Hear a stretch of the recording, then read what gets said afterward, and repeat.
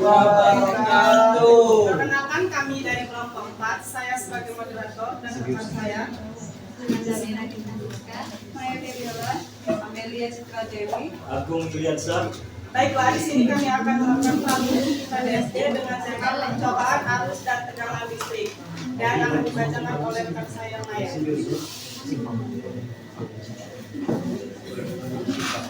pencobaan arus dan tegangan listrik. Tujuan: 1. Menjelaskan aliran arus dalam suatu rangkaian listrik. 2.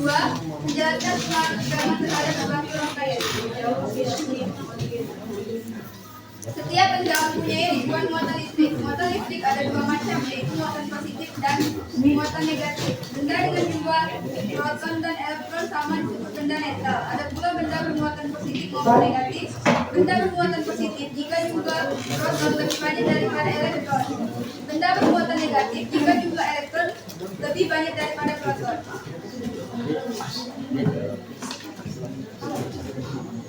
Alat dan bahan yang kami gunakan: 1. Baterai 1,5 volt 3 buah.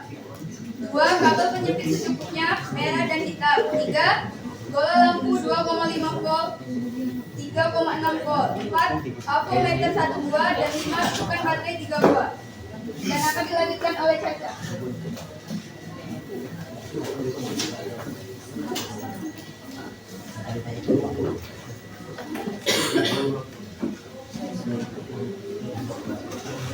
Teman-teman, langsung saja percobaan cara kerja pada arus listrik.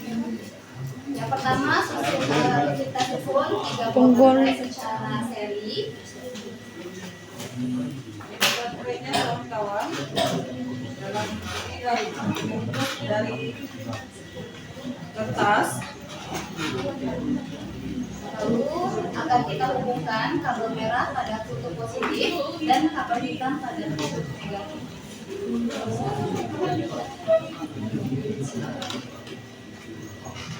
Salah satu ujung kabel merah dan hitam yang telah terpasang, kita pasang bola lampu. Akan dipilih salah satu dari bola lampu 2,5 volt dan 3,6 volt. Jika lampu menyala, menandakan adanya aliran arus dari kutub positif menuju kutub negatif. Tetapi jika belum menyala, kita akan mencari penyebabnya. Dan dasarnya arus listrik yang mengalir dalam rangkaian dapat menggunakan ampermeter yang dipasang secara seri. Tetapi jika tidak tersedia ampermeter, menyala lampu sudah cukup membuktikan adanya arus listrik yang mengalir. Baiklah teman-teman, akan kita mulai kegiatan praktik kita. Percobaan yang pertama adalah arus listrik. Akan kita coba pada kawat besi.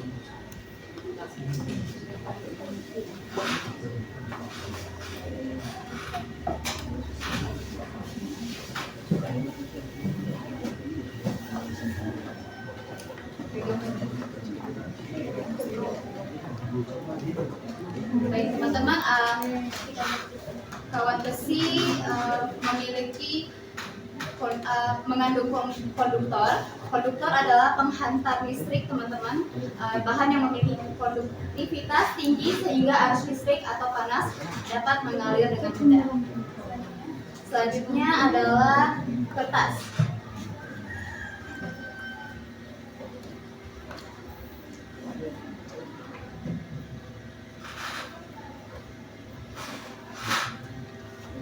Kertas tidak bisa menghidupkan listrik karena bersifat isolator, dan isolator adalah penghambat. Isolator bahan yang sulit atau tidak bisa menghantarkan listrik maupun panas. Selanjutnya kita akan mencoba pada kawat tembaga.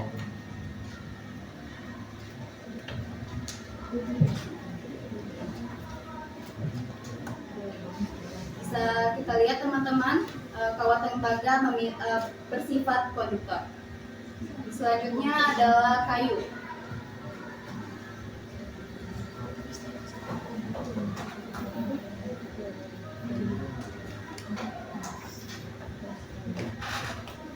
Teman-teman, di sini kita lihat kayu tidak memiliki penghantar listrik atau bersifat isolator. Selanjutnya kita akan menggunakan ujung pensil.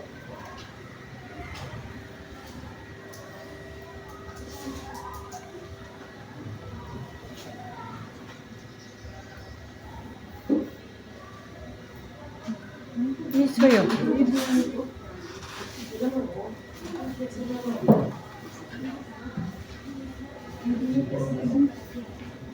Teman-teman, kita bisa lihat pensil bersifat konduktor. Mengapa? Karena inti pensil terbuat dari grafit atau karbon yang merupakan penghantar listrik. Elektron bebasnya dalam struktur grafit dapat bergerak ketika diberi arus, karena itu pensil dapat berfungsi sebagai konduktor atau elektroda sederhana. Selanjutnya adalah penghapus karet.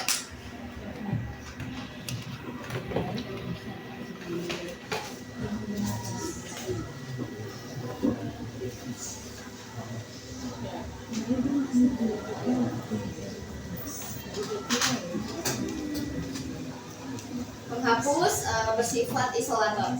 Selanjutnya adalah sendok perak.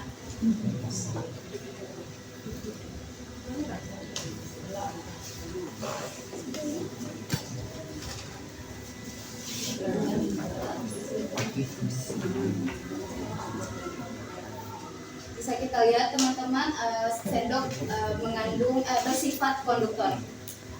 Selanjutnya tas plastik.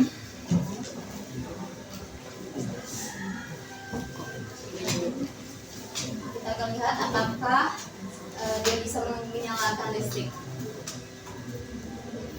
Tidak ya teman-teman, karena tas plastik bersifat isolator. Selanjutnya kita akan beralih ke air keramik.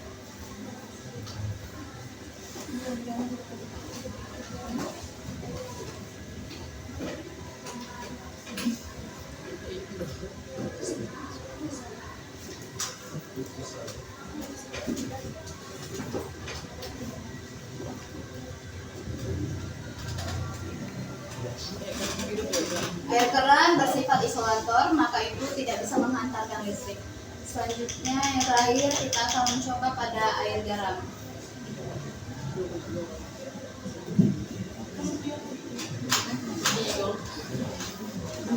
Bisa kita lihat teman-teman, air garam bersifat konduktor karena air garam menghantarkan listrik karena garam bersifat atau NaCl yang larut dalam air terurai menjadi ion bebas, yaitu ion natrium dan ion klorida. Ion-ion ini bergerak membawa muatan listrik sehingga larutan garam berfungsi sebagai konduktor.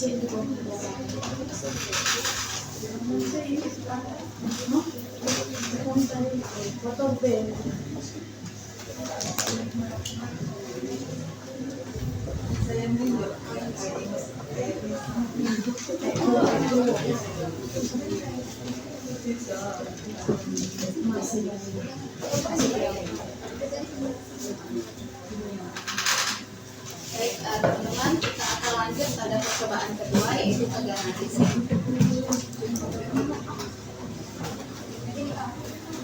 Baik teman-teman, di sini ada rangkaian A, B, dan C.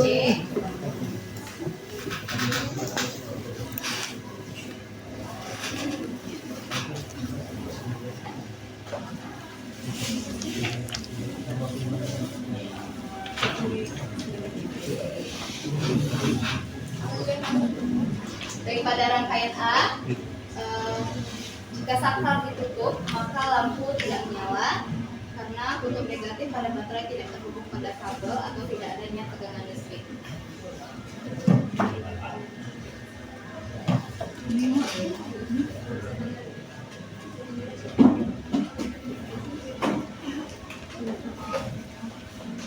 Tidak menyala teman-teman. Selanjutnya akan kita lanjut pada rangkaian B. Di sini kita lihat rangkaian B, saat ditutup maka lampu akan menyala redup hanya menggunakan satu buah baterai. Kita akan mencoba.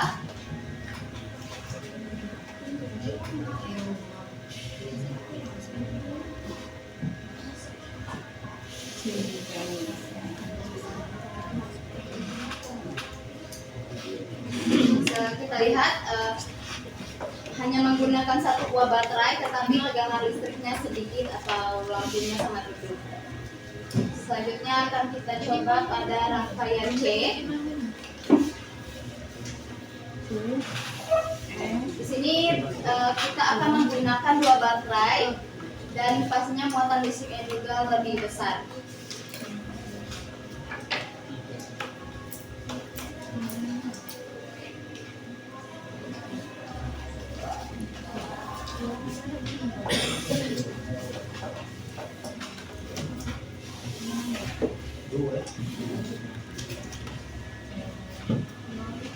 Bisa kita perhatikan pada rangkaian C, karena menggunakan dua baterai dan muatan listrik juga lebih besar dan lampu sangat terang. Begitu juga jika rangkaian menggunakan 3 buah baterai, maka nyala lampu akan sangat terang karena muatan listrik juga sangat besar.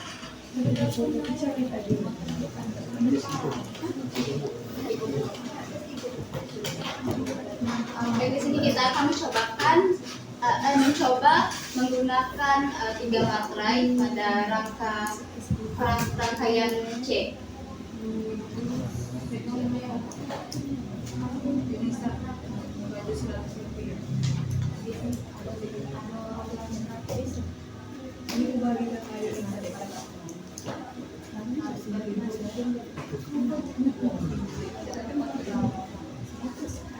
Dari sini teman-teman kita bisa lihat bola lampu bersinar dan menyala karena arus listrik sangat besar.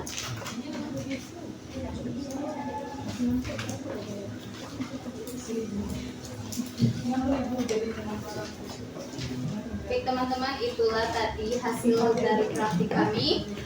Kesimpulannya dari kegiatan praktik kami di depan ini adalah besarnya arus listrik selalu berbanding lurus dengan besarnya tegangan listrik dan berbanding terbalik dengan besarnya hambatan. Dan tegangan listrik berbanding lurus antara arus listrik dengan hambatan listrik. Begitulah sekian dari kelompok kami. Kami ucapkan terima kasih. Wassalamualaikum warahmatullahi wabarakatuh. Waalaikumsalam.